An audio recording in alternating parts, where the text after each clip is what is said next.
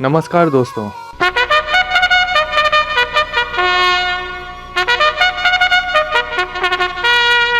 यदि आपने इस कहानी के पिछले पार्ट को नहीं देखा हो, किसी वजह से मिस कर दिया हो, तो लिंक पर क्लिक करके अभी देखें और आगे की कहानी सुनने के लिए बने रहें। जब युधिष्ठिर देवराज इंद्र के साथ स्वर्ग में सशरीर प्रवेश कर जाते हैं, उसके बाद क्या होता है, किन रोमांचकारी पलों से उनका सामना होता है, वह हम आपको अब बताने जा रहे हैं।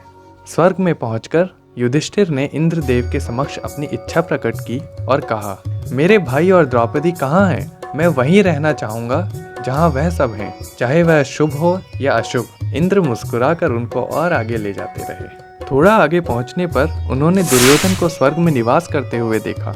उन्होंने देखा कि वह स्वर्ग की शोभा से संपन्न तेजस्वी देवतागणों और कई सिद्ध जीवों के साथ सिंहासन पर विराजे हुए है और स्वर्ग के सुख का आनंद प्राप्त कर रहा है। उन्होंने जब वहां अपने भाइयों को देखना चाहा तो उन्हें कोई दिखाई न दिया। यह देखकर युधिष्ठिर अचंभित भी हुए और विस्मित भी। वे सोच में पड़ गए कि ऐसे अन्याय करने वाले दुर्योधन को स्वर्ग में स्थान प्राप्त कैसे हुआ, जबकि मेरे धर्मात्मा भाइयों का कहीं नामो निशान दिखाई नहीं दे रहा। उनके मन में चल रहे भावों को समझते हुए तुरंत ही नारद जी वहां प्रस्तुत हुए और बोले कि हे युधिष्ठिर, पृथ्वी के अपने बैर और द्वेष भाव के लिए स्वर्ग में कोई जगह नहीं है। तुम्हें पृथ्वी पर हुए अन्याय को भूलकर दुर्योधन के प्रति सद्भाव रखना चाहिए। नारद जी ने बताया कि बड़ी शूरवीरता के साथ महाभारत के युद्ध में लड़कर वीरगति को प्राप्त होने के कारण दुर्योधन ने स्वर्ग प्राप्ति की है। युधिष्ठिर इन बातों को सह नहीं पा रहे थे और उन्होंने तुरंत नारद जी से और इंद्रदेव से अपने भाइयों के पास जाने की इच्छा प्रकट की। तब इंद्रदेव ने अपने एक दूत को बुलाकर युधिष्ठिर को उनके भाइयों के पास तुरंत भेज दिया। अपने भाइयों से मिलने की तीव्र इच्छा के कारण युधिष्ठिर उस देवदूत के पीछे आतुरता से चलने लगे, परंतु उन्होंने देखा कि आगे का मार्ग काफी अशुभ और दुर्गम था। चारों तरफ अंधकार और दुर्गंध फैली हुई थी। आसपास कई प्रेत आत्माएं और पापी आत्माएं भटक रही थी और अपने पापों का फल भोग रही थी।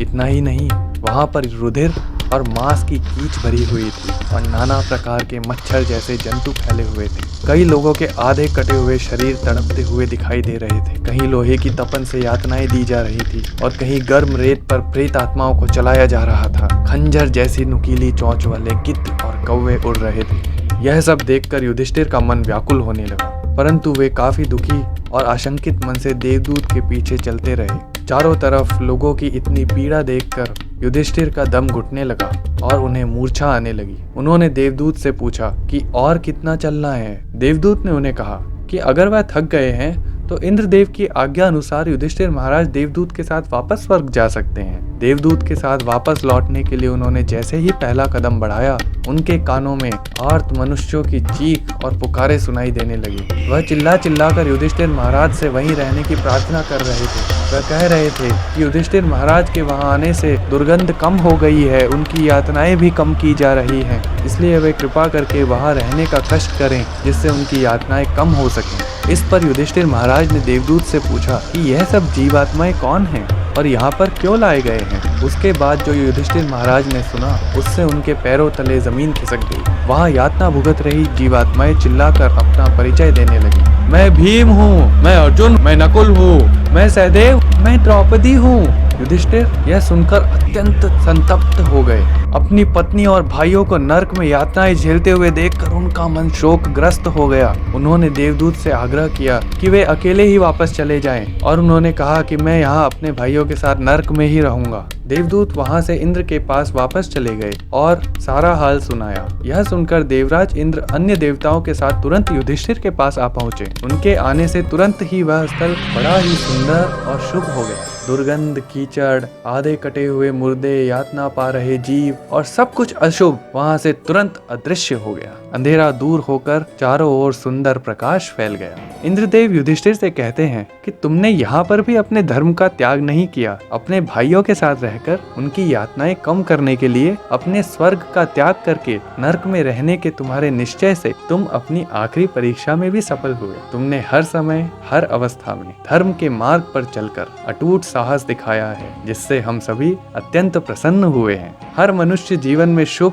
और अशुभ दोनों ही कार्य करता है और उसके ही मुताबिक उसे स्वर्ग और नर्क दोनों ही की यात्रा करनी पड़ती है। जो पहले स्वर्ग का भोग करता है उसे उसके बाद दीर्घ काल तक नर्क की यातनाएं भोगनी पड़ती हैं, परंतु जो पहले नर्क की यातनाएं भोगता है उसे आगे चलकर चिरकाल तक स्वर्ग का सुख प्राप्त होता है। अब तुमने जो नर्क की यातना का अनुभव किया था, असल में वह मेरा ही बनाया हुआ माया का नर्क था जो तुम्हें क्षणिक भोगना आवश्यक था। महाभारत के युद्ध में याद करो, महाभारत के युद्ध में द्रोणाचार्य के वध में तुम्हारे मुंह से निकला हुआ असत्य वही इसका कारण था। तुम्हारे सभी भाई और पत्नी द्रौपदी ने पहले नर्क देख लिया है और अब वे सब स्वर्ग पहुंच चुके हैं। अब तुम यहाँ पर त्रिलोक पावनी अलकनंदा गंगा के जल में स्नान करके अपने पार्थिव शरीर का त्याग करो और उसके पश्चात अपने दिव्य शरीर को धारण करके स्वर्ग में चिरंतन काल के लिए सुख भोगो और अपने भाइयों, पत्नी और बाकी सभी प्रियतमों के साथ रहो। तुम्हारे ज्येष्ठ भ्राता सूर्यपुत्र कर्ण भी अब सिद्ध लोक को प्राप्त कर चुके हैं और स्वर्ग में है, जहाँ पर तुम उनसे भी मिल सकते हो। उसके बाद युधिष्ठिर ने मंदाकिनी में स्नान करके दिव्य शरीर को प्राप्त किया और अपने मन के शोक और संताप से मुक्ति प्राप्त की। इसके बाद उन्होंने स्वर्ग में प्रवेश किया और अपने भाइयों और पत्नी द्रौपदी से मिले। दोस्तों, इस कहानी से हमें जो शिक्षा प्राप्त होती है वह हमें श्रीमद् भगवद गीता के 16वें अध्याय के 21वें श्लोक में सार रूप में प्राप्त होती है। त्रिविधम नरकस्येदं द्वारम नाशनमात्मनः कामः क्रोधस् तथा लोभस् तस्मादेतत् त्रयम् त्यजेत्। अर्थात काम, क्रोध और लोभ ये आत्मा का नाश करने वाले नर्क के 3 दरवाजे हैं, अतः इन तीनों का त्याग कर देना चाहिए। तो दोस्तों, यह थी महाभारत से आने वाली एक और शिक्षाप्रद एवं ज्ञानवर्धक कहानी। यदि आपको हमारी यह सीरीज पसंद आ रही हो तो हमारे चैनल को अभी सब्सक्राइब करें और थम्स अप बटन दबाकर हौसला बढ़ाएं। आप में से बहुत सारे लोग हमें अच्छे कमेंट्स करके हमारी हौसला अफजाई करते हैं, उसके लिए हम तहे दिल से आप सबका धन्यवाद करते हैं और आगे भी आपके सुझावों का इंतज़ार करते रहेंगे, जिससे हम आपके लिए आपके मनपसंद वीडियोस ला सकें। तो इस वीडियो को अपने दोस्तों के साथ शेयर करें, बिल्कुल नहीं रुके, अपने ट्विटर, फेसबुक, इंस्टाग्राम पे शेयर करें और प्यार को आगे बढ़ाएं। तो मिलते हैं एक और कहानी में, तब तक के लिए अपना ख्याल रखें, अपनों का ख्याल रखें और जिए जी भर के।